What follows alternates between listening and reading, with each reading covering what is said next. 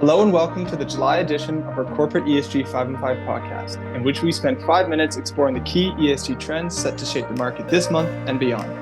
I'm Tyler Mazes from our Climate and ESG Capital Markets team, and I'll be taking you through this month's key topic: harmonization amongst the web of complex ESG disclosure frameworks. As the demand for transparent and reliable sustainability reporting grows, efforts are being made globally to align and streamline various standards and guidelines. This harmonization aims to simplify reporting processes, enhance the credibility of disclosures, and ultimately drive meaningful corporate action towards sustainability. So with that, let's turn our attention to the International Sustainability Standards Board, or the ISSB. At the recent IFRS Foundation Conference, ISSB Chair Emmanuel Faber highlighted the board's new 2-year work plan. The ISSB aims to harmonize the sustainability reporting landscape, reducing the complexity of multiple voluntary initiatives. This includes the integration of key frameworks like the Climate Disclosure Standards Board and the Sustainability Accounting Standards Board. The organization's inaugural standards, which were the IFRS S1 and the IFRS S2, focus on general sustainability disclosures and climate-related disclosures, respectively. These standards are already being adopted or considered by over 20 jurisdictions, covering nearly 55% of global GDP.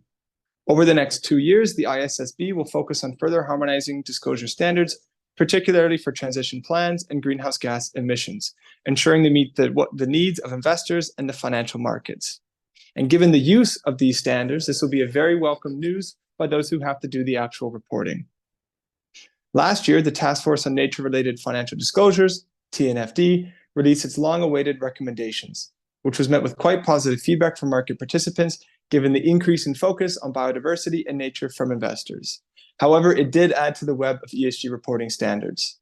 So to help aid with this, the TNFD and the European Financial Reporting Advisory Group, EFRAG, have published the TNFD ESRS Comprehensive Mapping to help companies align their nature-related disclosures with the European Sustainability Reporting Standards.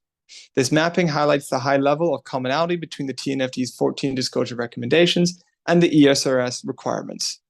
The collaboration aims to enhance consistency and support companies in managing and reporting their nature-related risks, opportunities, and impacts.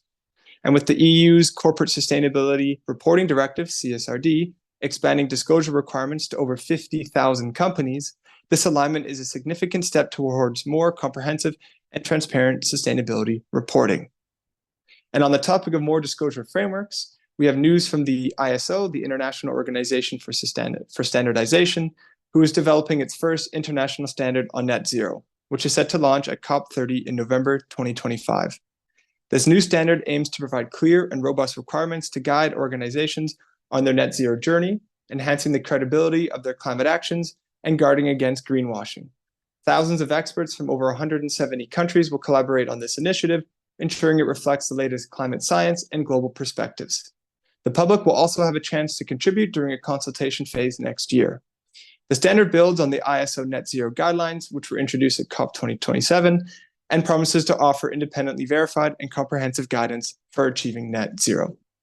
Lastly, ICMA's Green, Social, Sustainability, and Sustainability-Linked Bond Principles, collectively known as the Principles, have announced new guidance for green enabling projects and sustainability-linked loans, which are financing bonds, or SLLBs. This guidance, released at the 2024 Conference of Principles on June 25th, provides clarity on green enabling projects that are essential to the value chain of green assets, but are not explicitly green themselves. It also addresses both induced and avoided emissions and the management of related environmental and social risks. Additionally, the principles introduce guidelines for SLLBs developed with the Loan Market Association to help issuers finance or refinance portfolios of sustainability-linked loans. Key updates also include an expansion of the SLB KPI registry and a new annex to the Impact Reporting Handbook, further supporting the harmonization of sustainability-linked financial instruments. Thanks for listening to this month's Corporate ESG 5 and 5. I hope you didn't get lost in the ESG word jumble and hope you found it very useful. As always, please be sure to check out our monthly newsletter and LinkedIn content for more on the key ESG trends shaping the market. Thank you, and see you next time.